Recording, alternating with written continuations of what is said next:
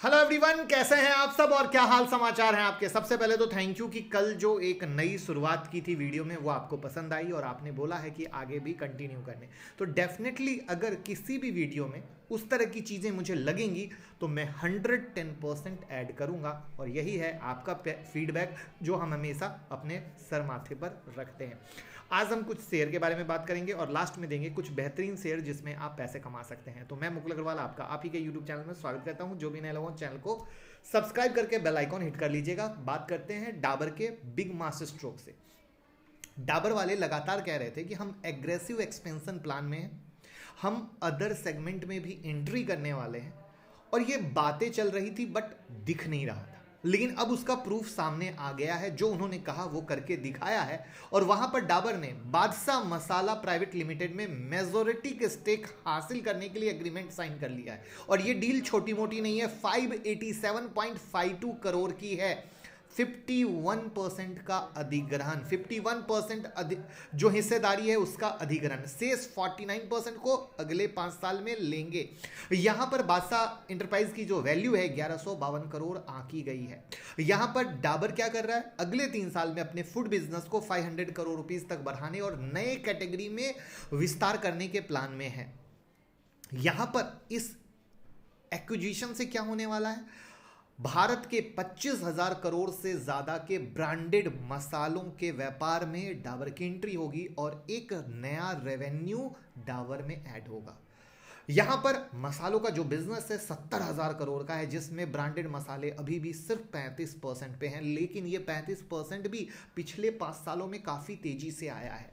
यहां पर उम्मीद किया जा रहा है कि 2025 तक ये जो मार्केट है ब्रांडेड मसाले का 50,000 करोड़ तक यानी दोगुना हो जाएगा।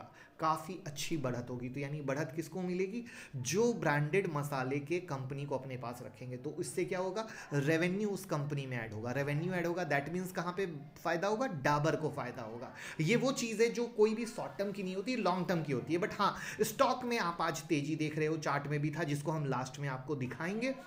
तो ये थी डाबर की कहानी, क्या है, किस तरीके से है, लॉन्ग टर्म का विजन क्या है, शॉर्ट टर्म का विजन क्या है, और चार्ट पे लास्ट में। अब हम बात करते हैं एनएमडीसी की। आज एनएमडीसी में खरीदारी हुई, 15% से ज़्यादा बढ़ गया, 108 रुपये 85 पैसे तक पहुंच गया। बाद में प्रॉफिट बुकिंग हुई, लेकिन ओवरऑल 10% से ज़्यादा बढ़ गया। तो भैया क्या है कहानी, तो आज यानी 27 अक्टूबर को एनएमडीसी लिमिटेड के स्टील बिजनेस के डीमर्जर का एक्स रिकॉर्ड डेट है। जी हाँ, स्टील बिजनेस का एक्स रिकॉर्ड डेट। कंपनी ने 28 अक्टूबर 2022 को रिकॉर्ड डेट था और 27 को एक्स रिकॉर्ड डेट। अब रिकॉर्ड डेट तक शेयर रखने वाले जो इन्वेस्टर हैं वो नई जो इनकी यूनिट है उसमें हिस्सेदारी के लिए एलिजिबल हो जाएंगे। यहां पर आपको बता दें कि इस महीने की शुरुआत में कॉर्पोरेट मामलों के मंत्रालय यानी एमसीए ने कंपनी से छत्तीसगढ़ में 3 मिलियन टन के स्टील प्लांट एनएमडीसी स्टील के डीमर्जर को मंजूरी दे दी थी। अब क्या होगा, स्टॉक एक्सचेंज पर एनएमडीसी स्टील नाम की स्टील यूनिट को अलग से लिस्ट कराया जाएगा। डीमर्जर के बाद एनएमडीसी के जो शेयर होल्डर हैं उन्हें एनएमडीसी स्टील का एक शेयर पाने का लाइसेंस मिल जाएगा या मिलेगा। अब ये वो चीज है जहां पर आपने एनएमडीसी में नीचे से तेजी देखी। अब हम बात करते हैं फार्मा का शेयर 50% डिस्काउंट पर। यहां पर मजे की चीज क्या है पता है, एक शेयर जो 50% डिस्काउंट पे और वहीं पे दूसरा शेयर मल्टी ईयर ब्रेकआउट पर है। ये वो शेयर है जो चाइना कनेक्शन के कारण मुझे फार्मा का शेयर कभी पसंद नहीं आया फ्रॉम लिस्टिंग डेट। ये बात अलग है कि बहुत बम्पर भागा, लोगों को बहुत रिटर्न भी दिया। तो ये वही चीज़ होती है, देखो कभी कभी क्या होता है, इथिक्स की बात होती है, कभी कभी सोचने की बात होती है, क्या है, किस तरीके से है, कई कहानियां होती है। तो ज़रूरी नहीं है कि आप हर जगह से कमा रहे हैं, है ना। तो ये चीज़ मैं खुद से सामने से आपको बता रहा हूँ कि ग्लैंड फार्मा ने बेहतर रिटर्न दिया था, बट मैं कभी भी ग्लैंड फार्मा में इंटरेस्टेड नहीं रहा। अब ये शेयर गिर रहा है, 50% से ज़्यादा के प्राइस पे नीचे मिल रहा है, यानी 4350 से 1900 पे आ गया है, हाफ साफ। अब कहानी क्या है, तो सितंबर तिमाही में जो मुनाफा है 20.14% गिरकर 241 करोड़ के पास आ गया है। अब कंपनी ने क्या कहा कि भैया खर्चा अधिक कर दिए और बिक्री कम हुई, तो मुनाफे पे असर पड़ गया। लेकिन चार्ट में कुछ और भी बन रहा है जो मुझे लगता है कि देखना जरूरी है, और उससे भी ज़्यादा ज़रूरी बात कि सिर्फ 45% स्टॉक टूट गया है, ये सोचकर कभी नहीं लेना चाहिए, बल्कि वहां पर क्या हो रहा है, किस तरीके से हो रहा है, ये सोच समझ के लेना चाहिए। तो चलते हैं चार्ट पे, देखते हैं चार्ट क्या कह रहा है। आज के लिए बेहतरीन शेयर पर चलने से पहले, ये कल की वीडियो है जो मैंने बनाई थी, जिसमें मैंने कुछ स्टॉक के लेवल दिए थे, जिसमें बोरोसिल, कैमलिन फाइन, जिसमें पैसा बना, जिसका प्रॉपर अपडेट दिया गया। तो आप प्लीज़ ज़रूर टेलीग्राम से जुड़े रहें, लिंक डिस्क्रिप्शन में है। बाकी बहुत सारे फर्जी टेलीग्राम चैनल चल रहे हैं क्रिप्टो के लिए, टिप्स के लिए, वो मेरे नहीं हैं, प्लीज़ ध्यान रखिएगा। और साथ में कुछ लोग जो कहते हैं कि हमारी क्लास महंगी है, वो प्लीज़ ये मैम का फीडबैक ज़रूर सुने। क्लास ज्वाइन करने के बाद क्या नज़रिया बदलता है, क्लास कितनी महंगी या सस्ती लगती है, वो आपको एक रियल प्रूफ मिलने वाला है।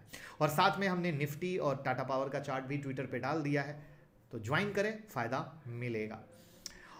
वहाँ पर टाटा एलेक्सी ये वही है जो 7650 और 7500 नीचे हमने सेल की एडवाइस दी थी, जहाँ से 7168 तक आ चुका था। वहाँ पे नेक्स्ट मेक और ब्रेक 7120 के करीब का था, जो आज टूटा है और 7000 का लो बनाया है। यानी अब 7120-30 इसका रेसिस्टेंस लेवल है, और अगर इसने कल और गिरना है तो 7000 के नीचे सस्टेन करना ज़रूरी है। ये था पहला। अब हम आते हैं दूसरे स्टॉक पे, एजिस लॉजिस्टिक।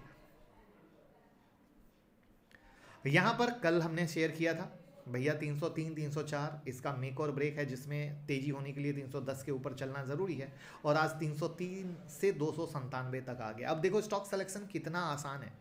आप किसी नए स्टॉक में जाओगे, मैं फिर से कहूँगा, कल भी अगर गेम प्ले करना है तो 303, 304 और 310 इसका रियल रेसिस्टेंस लेवल है, वो टूटेगा तभी इसमें तेजी होगी।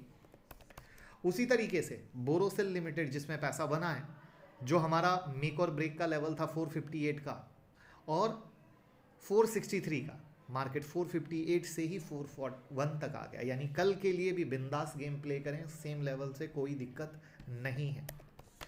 उसके बाद बात करते हैं कैमलिन फाइन साइंस की। अब कैमलिन फाइन साइंस में आज इंट्राडे में पैसा बना ऊपर तक, फिर वापस से नीचे 153 तक आ गया। यानी अगर कल भी इसने चलना है तो अब 158.70 यानी 160 के ऊपर चलना ज़रूरी है। तो इसको बोलते हैं एक रियल हाई की वैल्यू।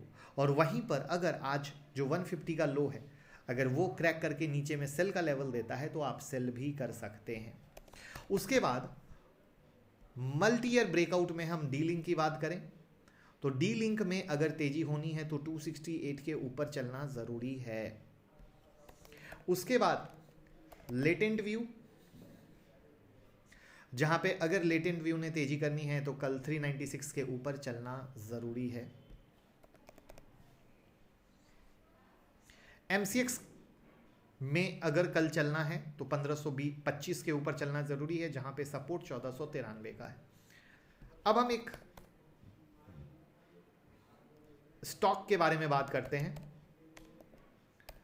जो मल्टी ईयर ब्रेकआउट पे है, सन फार्मा। जी हाँ, मल्टी ईयर ब्रेकआउट 2015 के बाद अब वापस से 4 डिजिट में आया है, जहां पर ग्लैंड फार्मा एक साइड लो लगा रहा है, सन फार्मा तेजी हो रहा है। अगर इसने सच में तेजी करनी है तो 1015 के ऊपर चलना ज़रूरी है, बट इसकी चाल थोड़ी सी बहुत ही गंदी वाली है। गंदी वाली क्यों है? आप देखो, एक दिन 2 दिन बिग कैंडल बनती है, उसके बाद साइडवेज हो जाता है। दैट मीन्स याद रखिएगा, यही होती है स्टॉक की पहचान। जो मैं कल बोल रहा था ना, मैं आपको अगर किसी स्टॉक की चाल अलग होगी वो भी मैं बताने की कोशिश करूंगा। वहाँ पर ये बहुत अलग तरीके से, जैसे अगर ब्रेकआउट भी होता है तो 5 दिन साइडवेज हो जाता है, तो ये कई बार इस तरीके से करता है, तो ये और स्टॉक से काफ़ी अलग चलता है। तो यहाँ पर इंट्राडे में कई बार पैसा नहीं बनता है तो स्विंग में बन जाता है। तो इन चीज़ों को ध्यान रखना है, कौन से स्टॉक स्विंग के लिए हैं, कौन से स्टॉक इंट्राडे के लिए हैं, ये कई सारी चीज़ें हमें यहाँ से ध्यान रखने को मिलती हैं। उसके अलावा जैसे मैंने कहा था कि ट्विटर पे मैंने चार्ट डाला है निफ्टी का, तो आप निफ्टी देखोगे तो लगातार 17,820 के लेवल के करीब से गिर रही है, तो ये इसका रेसिस्टेंस लेवल है जिस पे आप नज़र रखिएगा। उसी तरीके से जो टाटा पावर है, टाटा पावर में आज ये ब्रेकआउट था 222 के ऊपर का, जो 226.90 तक गया है। यहाँ पे हमने आप लोगों के साथ शेयर किया था, ये देखिए 224 के करीब का। तो अब अगर इसने कल चलना है तो इसके ऊपर 227 के ऊपर चलना ज़रूरी है। तो ये है हमारे लेवल, पेपर में नोट कीजिए। और अगर ये टेक्निकल एनालिसिस की बुक ऑर्डर नहीं की है तो लिंक डिस्क्रिप्शन में ऑर्डर कीजिए। सीखते रहिए, कमाते रहिए, प्यार देते रहिए। Thank you so much.